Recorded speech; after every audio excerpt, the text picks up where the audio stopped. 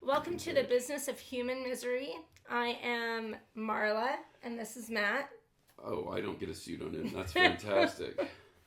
I've always wanted to go by Marla. Technically, that is my pseudonym, if you really want to know the truth. So Marla is? No, Matt is. Oh, Matt is. Yeah, that is true. Okay, I mean, you could be like Z or... No, I don't know. Right, no, this is good. It's good for everyone's brain to talk about it. What was our topic today that you wanted to focus on? Well, this is a oldie but goodie, I think. I have been thinking a lot about the Heaven's Gate because things repeat themselves, you know? So I'm kind of just waiting for that next. Can I tell you what's interesting that you say that? Do you know when it really, it all started to go down was 1996. So that would be how many years ago? Oh, really? 2026. It was 1996? Yeah, 30 years. Well, not really. Applewhite was the founder of Heaven's Gate, and he'd been doing it since the 70s. Like, he had all sorts of crazy cults where he said he was Jesus. But, 1996 to 97 was when Heaven's Gate really started turning on. But we can kind of talk about the history of that if you want. Yeah, I actually honestly don't know that much about it. What got me into thinking about it was my recollection's a little bit poor, but I thought about it because of that whole new movement of 3D to 5D. Okay. Where everyone's like, okay, you can transcend to 5D. You're in 3D, man, but transcend to 5D. And although it's not really congested into one thing, I'm curious if there's any splinter groups anywhere. With everything being online, though, I don't know if it would have quite the same impact as, say, Heaven's Gate, or if it'd be as cloistered, I should say, within a group, right? Right. Because 3D to 5D is this notion that, we live in a 3D world, but really there's this 5D thing we're not seeing. Is this why people get into the fractals and the mandalas? And the manifesting and all of it, right? Okay. And I'm not against positive thinking or any of it, but I just don't know what it means when I see it. As someone who lives in massive amounts of pain, and I think that your brain, the way you view yourself in pain, obviously affects your day, right? Sure. 100%. And pain definitely messes with your emotions and your head. You and I both know this. Right. We're both in massive pain. So, we really have to try to not, bicker at each other when it comes to that, right? Sure. Because it's hard to be in that space, right? Right. But when it comes down to it, they kind of also think that, okay, if you are if you're in 5D, you don't feel any pain at all. Sure. But it's a transcendent, the karmatic cycle on Earth, where you reach nirvana and you've transcended the pain of the suffering. I think so. Yeah. So the whole goal is the noble path, but without the reincarnative nature of the cycle. Well, yeah, but there was a time of. Remember the other day, a few months ago, where you said you're like, oh, did you? It was it was talking sort of about when Christ comes again and there's the second coming, but then there's a rapture, right? Rapture, yeah. And you were like, oh, did you have the rapture? Well, yeah, because there was the guy in South Africa was talking about how the rapture was going to happen that day. That was a few months ago, but that's not the first time. That happens all the time. Yeah. Well, it was kind of like that, right? Where they said one day you're going to wake up and everyone that is not in 5D, they're going to cease to exist. So it's just the rapture, but a different terminology. Yeah, and but I wanted your opinion because you seem to know more about random crap. Okay. Well, than I do. So do you want to talk about Heaven's Gate then? That's what you're telling me. Well, we can talk about something more. Yeah, I don't know. No, it's fine. To the current day, I suppose. It's fine. No, so Marshall Applewhite, he was this guy, and he preached New Age healing, and he preached his apostolic calling, some through basic Christian tenets, mostly on the west coast of America in the 1970s and the 1980s, and then he hooked up with Bonnie Nettles, if I remember properly. I think Bonnie Nettles. She ended up dying of cancer, but we'll get to that in a second. So here's what happened. She wasn't at the end with it then? No. So what happened was this. The long story short is, in the mid-90s, he started to recruit followers, and they needed an income stream, and they started web developing. Like, no lies, Really? like way old school. You could see Heaven's Gate web development companies. In fact, I think there's still websites run by the Heaven's Gate people. No lies. Anyway, he claimed that it was not Christ-like. It was extraterrestrial power, like the Bo T, if I remember properly. And the Bo T aspect of his following was where he leaned into. Anyway, and they said that they could heal themselves, just like all kind of groups in that segment. I'm trying not to use words that are going to get me in trouble with the moderators. So if you understand what I'm saying, it's a assault of a way of thinking. Anyway, so Marshall and Natalie, she ended up, like, in the mid 90s. They're doing all this web development, and they're making a ton of money. Like, money's just pouring in. They rent this house in Southern California near San Diego, and they're paying $7,000 a month for this house. Like, it's a mansion, it's a fancy neighborhood. How do you know this? How do you know these details? Because I don't know. I legitimately. This was like a spur of the moment. I gotcha. We're talking about this topic. Oh no! It's interesting. You just do you want to know? Do you want to know the real? We'll get to the rest of it though. So as that's going, so they've got this web development company, and they are very aware of, like, they were trying to recruit on the streets of California, so they were very aware of laws. Like, everyone had a roll of quarters to say they weren't indigent and they weren't loitering because they had money and they had means to transport around because they had a roll of quarters in their pocket. They all had the same haircut. They'd all wear the same clothes and the same shoes. It was very interesting. But what happened was, in the mid-90s, 96 to 97, a comet appeared in the sky. It was the Hale-Bopp comet. Now, I remember Hale-Bopp really well because the first night we really saw it, my friends and I were driving to Goblin Valley.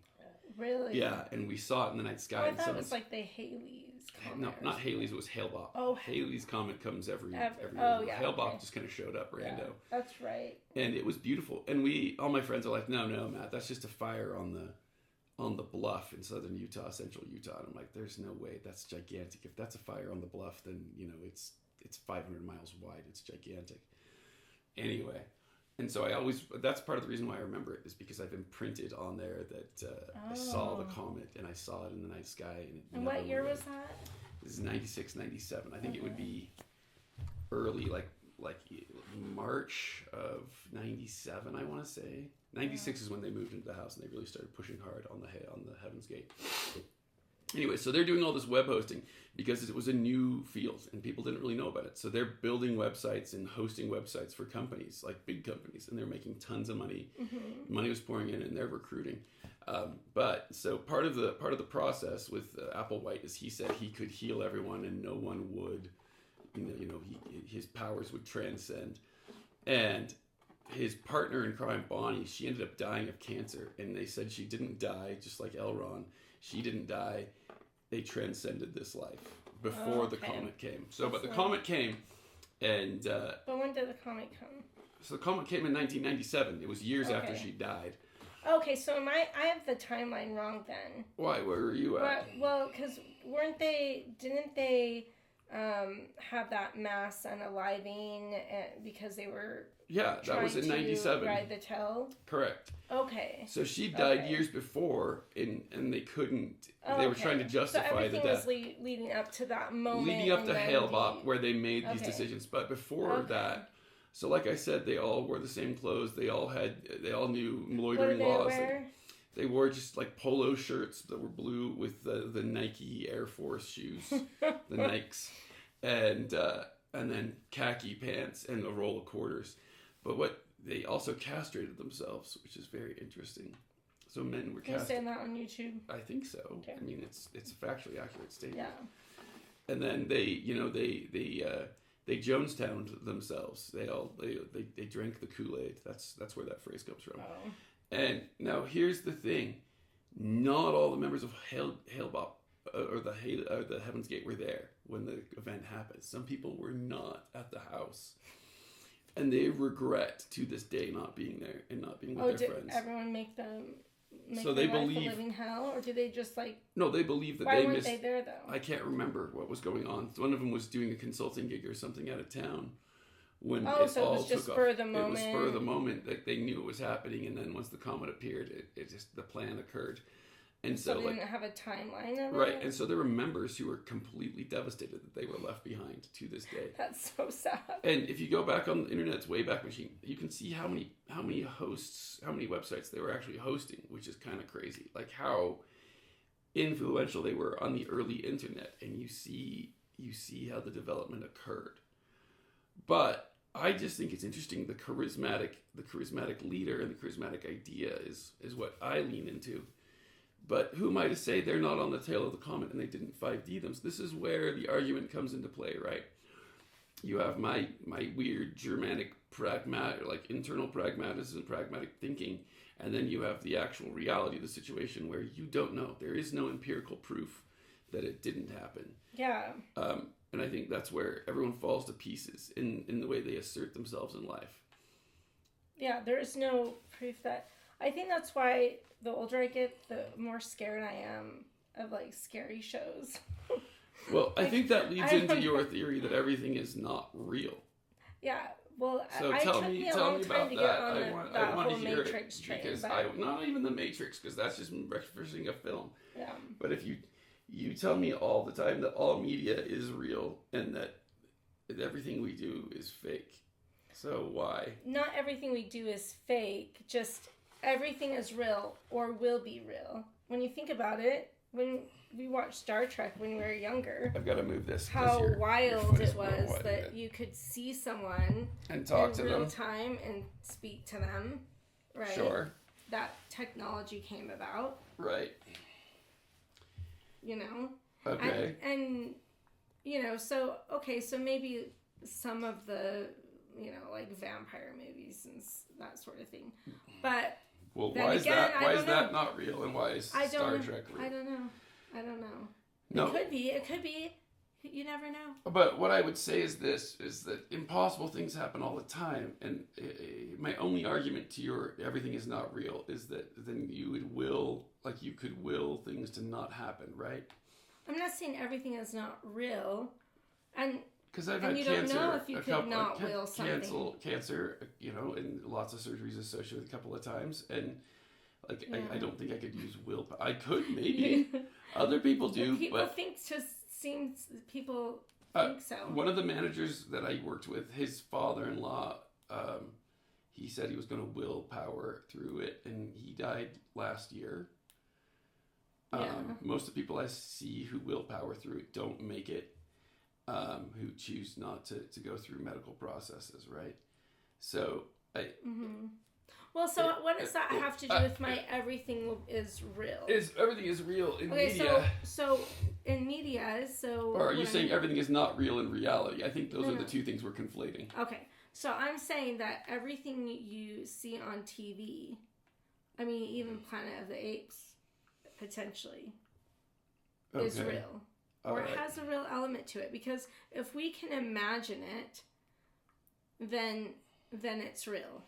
So is it real like... Because I don't think that our imaginations can imagine something outside the confines of what is actually reality somewhere. So that's just core Jungian psychology, right? Like my boy, he's back there over your head somewhere.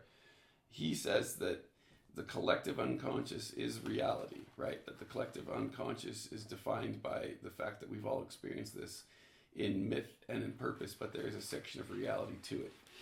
And if we're going off like a multi-dimensional theory, that everything is real in that sense, right? Because who knows on the next dimension, the next dimension, the next dimension, Yeah, the next choice that's what I'm saying. isn't real. Yeah. And so maybe if you are approaching it from that side of the coin, maybe it's real in the sense that it's... Yeah. But I mean, you're still scientifically in 3D, though. You're not getting out of 3D. Okay. What does that mean? I gotta look something up, even 'cause I if feel you bad can, about even if myself you right can now. collectively think that somewhere in some dimension there's a never-ending story, right? Okay. There are dragons. There's this or that. that doesn't mean that you can access it. Just your subconscious mind can. That's what I mean. Do I think that there is a portal that you could open? I had to double check myself. Yeah. So, no, not really. But could there be a wormhole someday? Like an Einstein-Rosen bridge that carries us through dimensions. I don't know. No, that does exist. That's real. I think what I think what the difference is that is it going to be real in another dimension, like Marvel Comics is 616 and 618, you know, and the like that kind of concept. I think the problem is that we have empiricism that kind of argues it, right? So if I take the thought experiment of flat Earth, like I try my very best to look at those guys as just participating in a thought experiment, kind of like sophistry, right? Because so it's a sophist argument. Yeah. But at the same time, you know, the thought experiment of looking at it and how you define your reality versus what you see every single day, versus extrapolating yourself into a grander scheme. Yeah, they get really into that. No, they do. But what I'm saying is that they get really into that. But I'm saying if you're looking at it as a thought experiment, you can say it is. You can see the positive aspects of thinking contrary-wise, right? To being a contrarian, it helps you formulate your arguments one way or the other.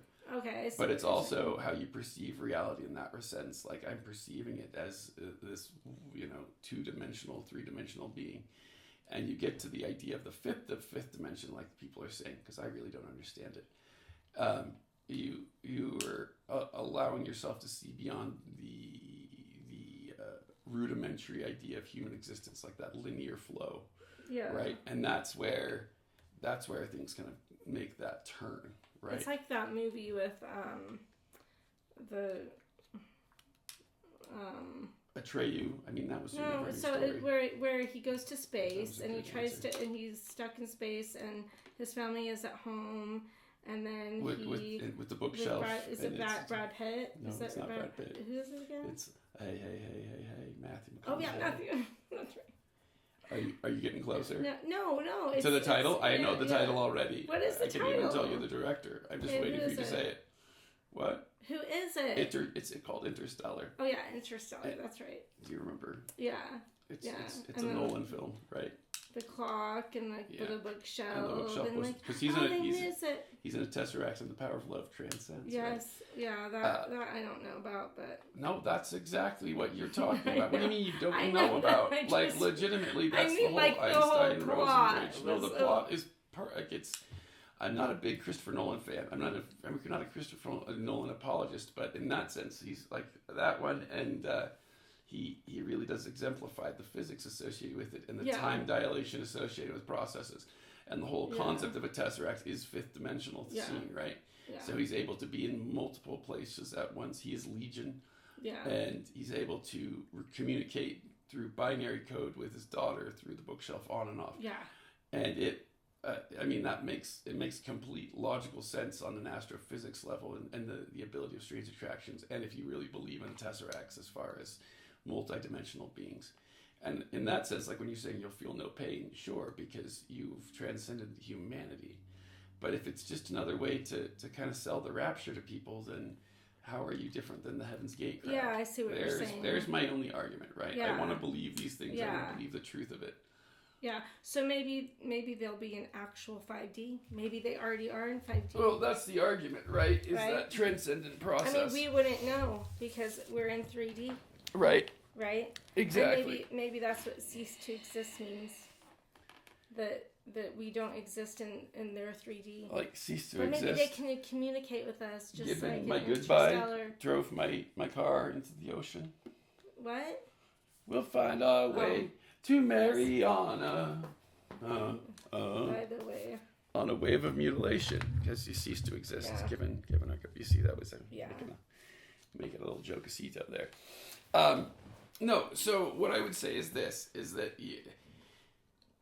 at least it's rational and reasonable. When you look at Jim Jones and it was just desperation like that, it's a little more scary. But with the Heaven's Gate folks, it seems, order and structural, right? I did double check, right? And the Bonnie Nettles, she died of cancer. In the process. I just had to double check my homework because sometimes I remember things and I don't have a real eidetic memory, and so then I have to double check that I mean, people pretend like they have eidetic memories and they generally don't. So, do you what? So, was the leader also Applewhite? Yeah, Applewhite and Bonnie, they were the leaders. And they I know, but she was a nurse initially, which is interesting right. too. So she was really well educated. Yeah. And he was a smart guy, and there's the difference, right? So I realized that it's just he charisma. went down with the ship then. Yeah, 100%. Yeah, I didn't know. He's the if one. If it was one of those situations where they don't go down with the ship.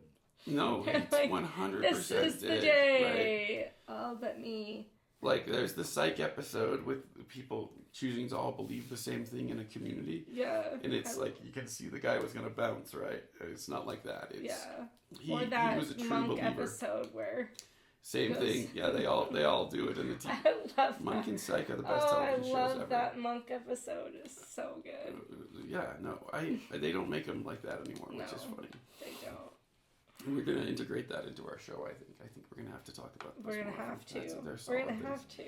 All right. What do you want to talk about? I mean, we don't have enough marijuana like Joe Rogan to go for 3 hours. So I need you to accomplish the task of obtaining copious amounts of ganja to help me talk longer and faster. All right. No, you tell me what's the next topic. You tell me. I bounce around ideas like nobody's business. Well, no, yeah. It was kind of just that connection between the Heaven's Gate, which I barely just thought about really, and the 3D to 5D. And then when everyone thought that the rapture was happening recently. No, that makes sense. But for a podcast, especially for a first podcast, what I would say is you need to tell the people who you are. And just like Stan Lee used to say, it's someone's first comic book every single time. So you have So you have to tell the people who you are, and then you have to tell them, like, not that you're just Marla and you're broke now, but you actually have to say, this is who I am, this is what I've done, this is why you have to sell the sizzle in the moment, right? Yeah. I've watched a lot of bad movies because of him. But that has nothing to do with you. Watch, I'll show you. Matt is my pseudonym, and I'm a used car salesman, which I find very humorous. And I always make jokes about it because if you're going to make jokes about, who you are, that's great. I wasn't always a used car salesman. I was a psychologist. I did therapy for years. And then I retired after I got cancer a few times. I have a weird brain for facts and for memorizing completely arbitrary things that are not useful and then being able to regurgitate them quickly and to sound authoritative while I do it. Sound authoritative. No, listen. So I'm a huge Star Trek fan, and so there's this episode of Captain Picard. He's on a planet with Beverly Crusher. He was the Doctor in Star Trek. Anyway, they have a mind meld while they're on the planet, and Captain Picard's like, "We're going this way," and then Beverly Crusher says, "Wait a minute, you have no idea where we're going. You're just guessing," and then Captain Picard says, "Yes. A lot of leadership is just pretending to know what you're doing and giving the air of superiority so that people will listen to you and follow you." And I do that even at my job. People are like, "Oh, you own the place," because they just assume I do, just because I walk around with the ease of as someone who does, who doesn't care, and it helps project that into the universe, right? But I also have the ability to regurgitate facts and figures very quickly in a way that's effective to other people. And so I kind of portray that in a lot of ways. And then I'm a huge consumer of media and Jungian psychology. And so you end up having a weird database of nonsense, and then I will relate it to things. So that's how I could do the Heaven's Gate chit-chat. I mean, we could talk about the Moonies. We could talk about all sorts of people. It's just something I've absorbed over time. But that's just who I am. See, now you say who you are. Mm-hmm. And then once you say who you are, then you have a foundational theory for people who are listening to you. Yeah. I'm Marla. That's what I'm going to go by. Not like Marla Maples, like with the other religious group. That would be awesome. Yeah, that would. And I grew up really loving Twilight Zone, Outer Limits, Star Trek, Deep Space Nine was my That was your jam? Yeah. Dax was your jam? Yes. Your jam? Yes, yeah, like 100%. I loved the everything. I soaked it up. I just soaked okay. it up. And I just really loved watching that kind of stuff with my parents, and every weekend we'd sit and watch, an Outer Limits, or I'd watch it with my mom. And then I just went to, hang out with my friends, and we would dance a little, and... You were a goth. At one point. Which is hilarious. And we'd go dancing, and I'd just paint a lot. I love art. Played the cello, would paint, do sculpting. Not do sculpting, I'm sculpting now. What did you do? I paint a lot. Academia. And then I just, when I met Matt, we got married, I went to school. You went to the academy. And then started now a master's. I'm a mom. No, now I'm a mom. You're a with liar. 4. I have 4 kids. She started a master's in public policy. And now I just clean and cook and then she got a law degree all day from about Penn State. Everybody being messy. So law degree. This is I get to decide what I share. I just shared it for you. But I don't want you to share. I wanted to share. This is why I enjoy. So when my kids are in trouble, I'm like, do you want to deal with me, or do you want to deal with lawyer brain mom? And they always want to deal with me, because I'm just like, oh yeah, whatever. My parents, in fact, that Hale-Bopp trip, when I saw the Hale-Bopp comment, I didn't want to go. My mother guilted me into not going to the desert with my friends. That's the difference in our... Wait, what? Yeah, I was like 17. She's like, you told your friends you were going to the desert with them. You need to go. I'm just like, what are you talking about, woman? Hit us up. And then let us know if you want to hear us talk about something. There's contacts below in the deets with the Tickety Talks and the Instagrams and the Facebooks, and you feel free to follow us here or on the Apple Podcast Store. We appreciate it. It's Marla and Matt, yes. And the alliteration just keeps on a rockin'. Have a good day. All right.